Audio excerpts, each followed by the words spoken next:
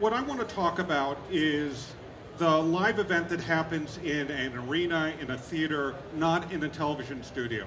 And for a long time, these events had to be compromised in one way or another when they were captured for broadcast, because normally in a live event, your light levels are all over the map, whereas for broadcast back in standard def days, you had to be really compressed. But in the age of wider dynamic range cameras like the Alexa, this has really changed the spectrum of what we can do from a lighting point of view. So, if you indulge me a little bit, I wanted to talk a little bit about where we were to understand where we've come to. So, back in the days of standard def, we had a tiny amount of contrast range, we had a minimal amount of color gamut, and most importantly, we had to be really aware of where all the lights were in reference to where all the lenses were. Flare, while something we really would want to kind of capture and use, we had to be very careful because too much light down the lens would obliterate the image. So these were all the things we were aware of. Keeping our contrast range tight, keeping our colors within a safe zone, and being aware of where the light was. Well, not that long ago, we got HD, and of course that increased our contrast range, dramatically increased our color gamut. We started to see colors we never saw before. We saw colors like lavender, blue-greens, into the reds that were normally illegal. So all of a sudden, as a palette, as a lighting designer, HD opened up a world to us in the live event world. And now, so the question is, where have we come to now? This is a still from a shot that, from a shoot we did as a test using the Alexa on one of the Light Night Show's concert stages. You can see, just from looking at them, that the contrast range and the color gamut is even wider still. If you look at the right into the VL5s, you can see the detail into a light at full in a way that you can never see with a standard def camera and not see with an HD camera. So this wider dynamic range started opening up possibilities. Now, I've heard it said that the new cameras, with a camera like the Alexa, you need less light to work. I actually think that's not exactly the right way to think. It's not that you can shoot with less light, though you certainly can. I think in the case of live events, what you need is more dramatic light. One of the reasons being is that the scenery for the live events that I do has become a light-emitting source. We've entered the realm of using projection and LED surfaces to create these flexible scenic environments that change all the time. But every one of those pixels in the set is emitting light right to the lens. So back in the standard def days, all of that light coming right to the lens would obliterate the image and you couldn't use it at all.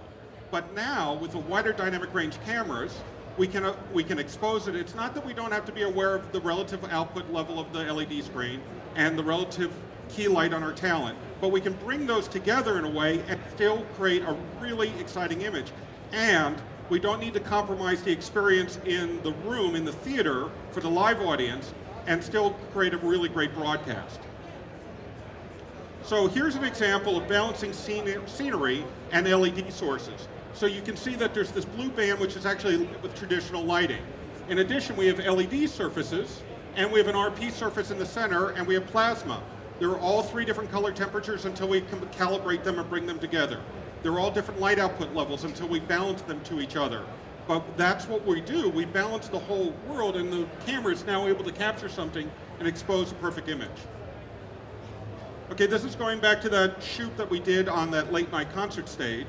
And I want to talk a little bit about what strategies I use for key lighting talent in this environment. We're not in a studio where I can have a soft light bank right by the talent, nor with a musical stage do we really want to have a soft flat light. We want something more dramatic. So what I do is I key with a follow spot.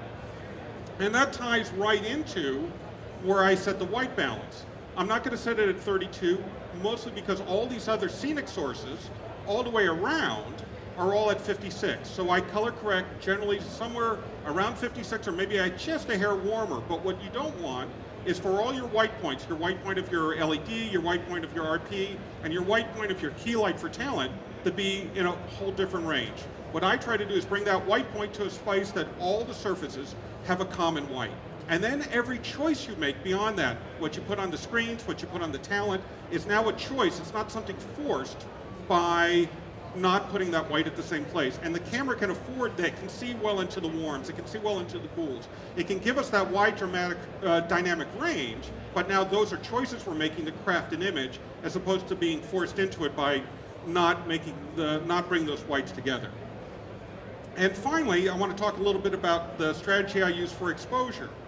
Again, talking about how in a studio situation we might light really low.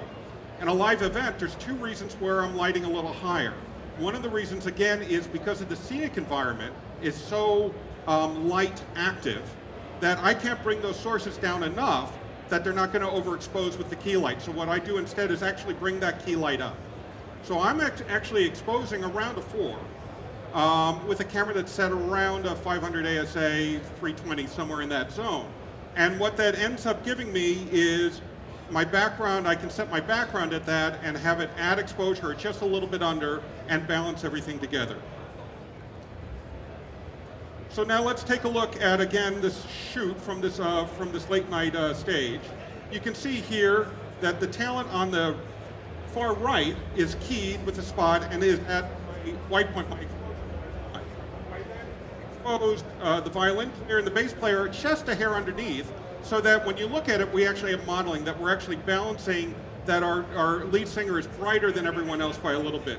Now, highlight what's coming from behind being really hot, more than a few stops overexposed compared to what the key light's at, and that with the, again with the Alexa, I'm able to hold the highlights, show the color detail, none of that's blown out, and what we wind up with is, I think, a more dramatic image and something that transmits the energy of a live concert that makes you feel like you're in that active environment, that you're not lighting flatly.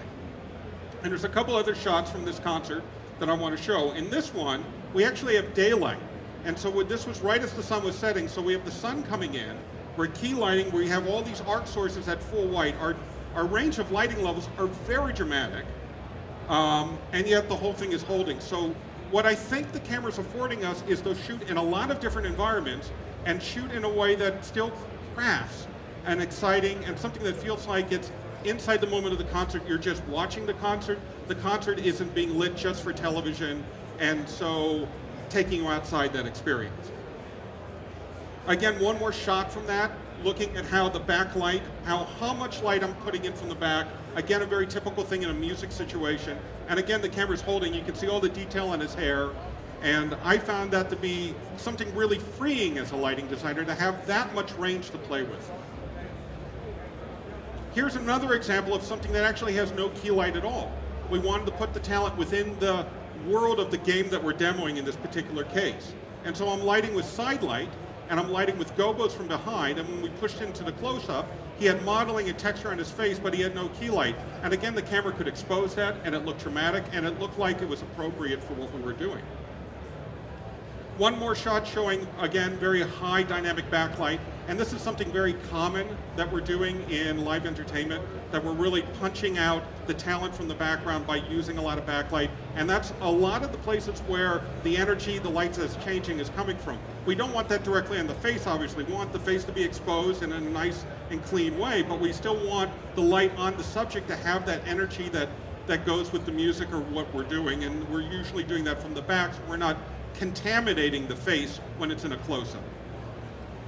So what I want to do now is show a video that sort of brings this all together to show how it works with musical talent. This was a show I did for Xbox last year that had Usher as the key talent. So in this case, you can see he's being revealed behind a video screen that's flying out. He's at that key light, he's at that 4-stop exposure. And then behind him, I've got this bank of pars that's going to full. I can't think how many stops I'm overexposing, and we can still see it.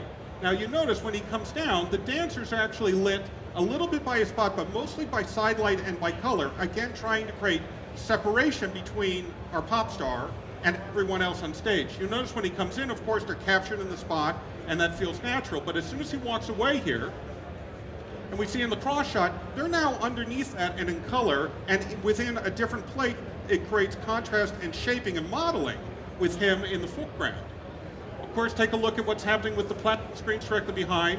You'll notice some tearing. That's not the camera, that's the compression I did when I put it on the laptop. Again, you can see how much flare is coming into the camera, how much light is actually coming straight down the lens, and this is no longer something that we're shying away from, but it's one of the tools we're able to use when we're trying to craft the environment of the show. And now you'll notice that we go from this environment where the dancers are kind of side-light and backlit. In a moment here we'll have a cue. They all come together, where now we can do this big dramatic change in lighting where all the light is now barreling into Usher right there.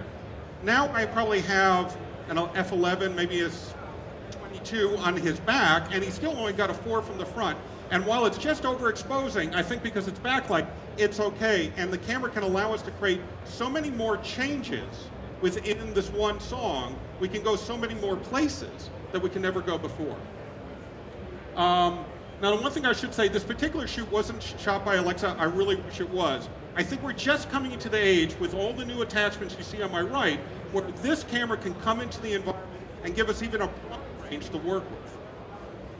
So while this plays out, you can see that what I'm after here is creating dramatic changes, things that feel like they're telling a visual story and creating the excitement and energy that the music and relaying that. And I don't think I could ever, and I know I could never do that before I had this more broader range of camera, and it's really freed us up to be far more creative in what we do as lighting designers for television.